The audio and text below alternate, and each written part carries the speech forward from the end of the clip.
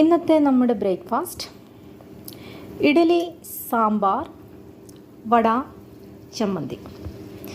ഇത് മാസത്തിൽ ഒരിക്കൽ മാത്രം സംഭവിക്കുന്ന ഒരു പ്രതിഭാസമാണ്.